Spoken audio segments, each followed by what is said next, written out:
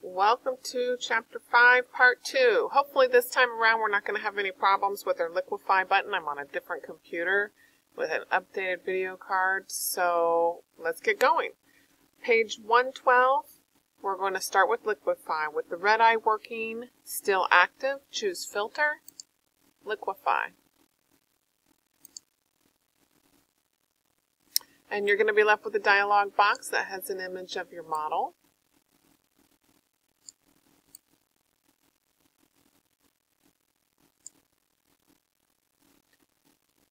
Let's zoom out a little bit so you can see your model better.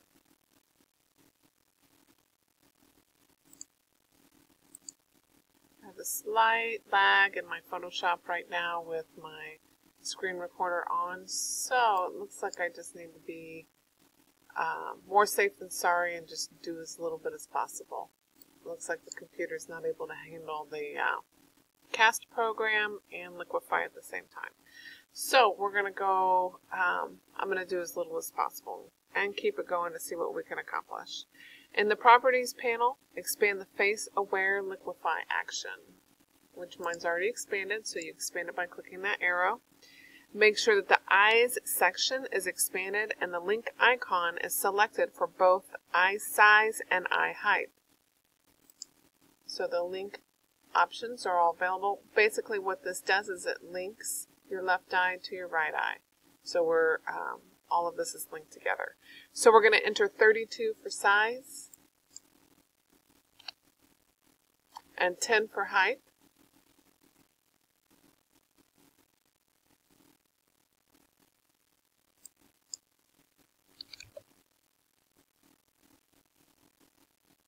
Okay.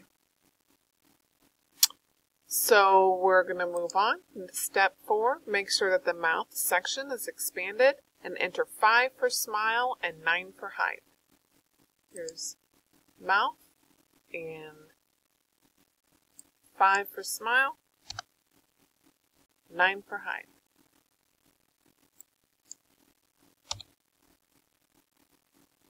Okay.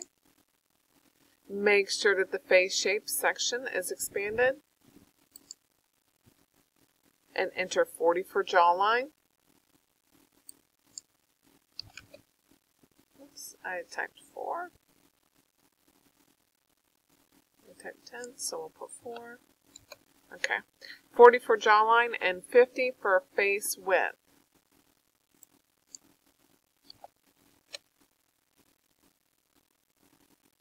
Deselect and reselect the preview option to compare the image before and after. Okay, so I'm not seeing a whole lot going on my computer. I'm guessing it's because of the lag with my video recorder program going on. So when in doubt, you just keep on going. So we're just going to keep going. And it says click OK to exit the Liquify. Close the document and save your changes. And we're going to go ahead and go to File, Save, and save our changes. So here's where we can check out our befores and afters. If you're not sure if you made any difference, you can go to Edit, Step Back. So this is what she looked like before we made the changes. And then now we need to make sure we go to Step Forward and look at what she looks like now.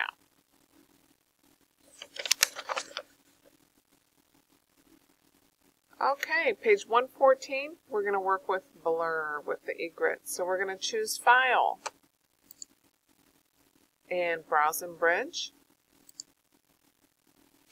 And we're going to go all the way over to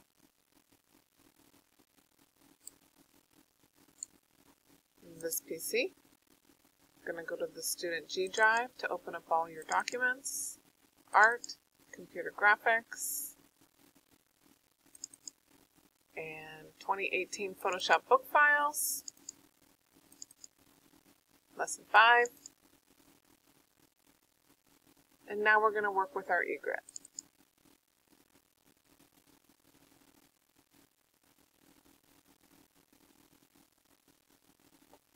So it looks like, even though your book is telling you to go to browse and bridge. It's wanting you to just look at your image, the before and after. Remember that I don't put the before and afters on here. So we're actually going to X out of this, and we need to open the image as a smart object. So we're going to go back to Photoshop, and we're going to go to File, and then Open as Smart Object. And go back to the Student G drive.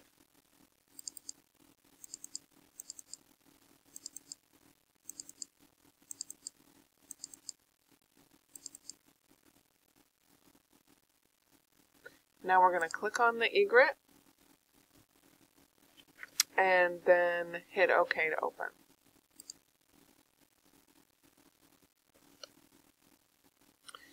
Choose File, Save As. Remember, it's always important to save your work like your book tells you to save it. I stress that. It's really important. File management. So now we're going to save it. It's already egret underscore, but instead of start 1, we're going to put working. And then it's already a Photoshop document, so I don't need to put the extension here. And then I need to navigate back to my H drive. So you'll navigate back to your H drive. You'll go to your computer graphics folder. And then at this point, you need to go to your book tutorials folder and save this in your book tutorials folder. I just saved mine right here because I later delete them. So I'm going to hit save, and then I am going to replace my existing image. You won't have to do that unless you've started it and stopped it and don't want what you've had before. Now we're going to choose Filter, Blur Gallery, and then Iris Blur. Drag the center pin so that it's at the bottom of the bird's body. So here's your center pin, and we're going to drag it to the bottom of the bird's body. I'm going to try and make sure that that oval doesn't come off of the page too much. Click the ellipse and drag inward to tighten the focus around the bird's body. We can actually move it back up if we want to. Press Alt if you have Windows as you click and drag the feather handles to match those on the first image below. Pressing Alt lets you drag each handle separately. So if you look on page 115, you can see examples of this. Unfortunately, I'm not able to show you examples. So these little guys right here and here are considered the feather handles. We're going to press and hold Alt so we can click each one separately and move it. You can look how the blur changes. Nice. So we can make sure that egret is completely in focus. And let's see, does not look like your book messed too much with this bottom handle, but I'm going to move it up just a touch. And then I'm also going to move this up a little bit more to make sure that the feathers of the egret are really focused. So for step 11 on page 115, I really want you to take a look at your book so you can see what the focus ring looks like.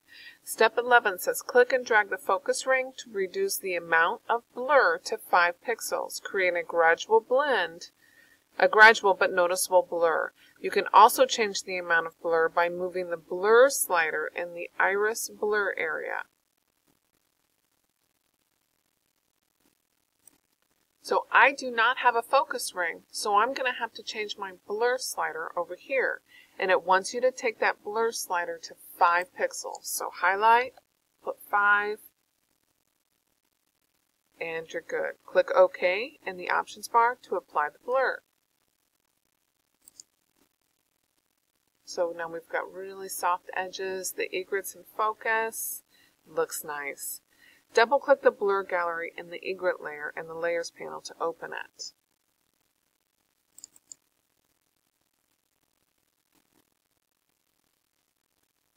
And adjust the blur to 6 pixels. Click OK to apply your filter. And we've just adjusted it. So basically your book wanted to show you that you can go back and make adjustments by double-clicking your effects right here. We're going to have to save our work. This was a quick and easy. File, save, and then you can close it. We'll go ahead and close both of our images.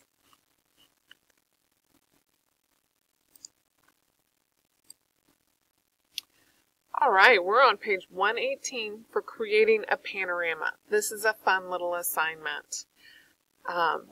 First thing you're going to do is you're going to, in Photoshop, you're going to choose, this is important, not to open up your images in Bridge. You're going to choose File, and then Automate, and Photo Merge.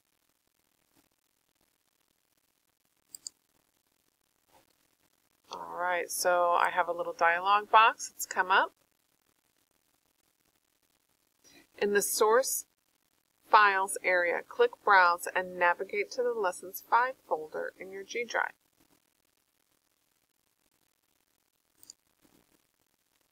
So click on this PC. We'll go back to our student G drive.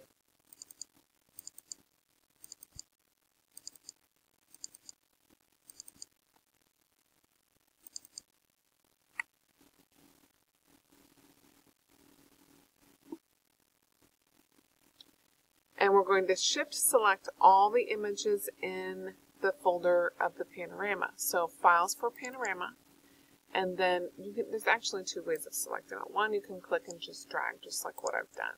Or you can click the top, press and hold Shift on your keyboard. I'm still holding Shift, and then select the bottom one.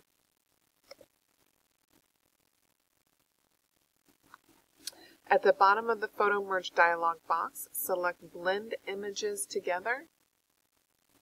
Okay, so now we need to hit Open, or OK. So then now in the Layout area of the Photo Merge dialog box, select Perspective. There we go. And then at the bottom of the Photo Merge dialog box, select Blend Images Together, which it's already selected, Vignette Removal, Geometric Distortion Correction, and Content Aware Fill Transparent Areas. And hit OK.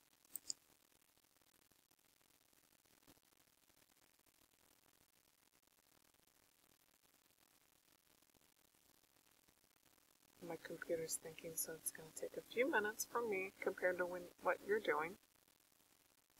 And your image here should look very similar to the image on page 119 of your book. Turning the page, page 120, choose Select, Deselect, or Control D. Choose Layer, Flatten Image. We're going to get rid of all of these extra layers. Layer, Flatten Image.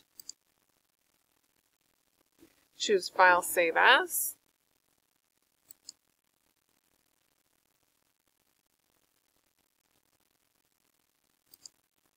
We're going to navigate back over to your H drive.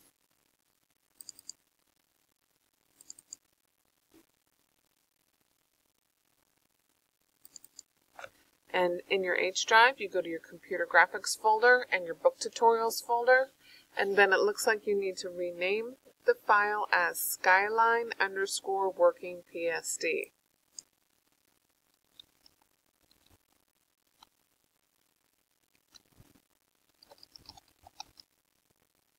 And then the PSD will come up automatically if you click the file type, which is right here, Photoshop file type, and hit Save. Click the Levels in the Adjustment panel to add a Levels Adjustment layer. And before I move on and do that, I'm at 15 minutes right now, or 14 minutes and 32 seconds. So we're going to go ahead and stop this lesson. We'll do the adjustment level in section on part 3 of lesson 5.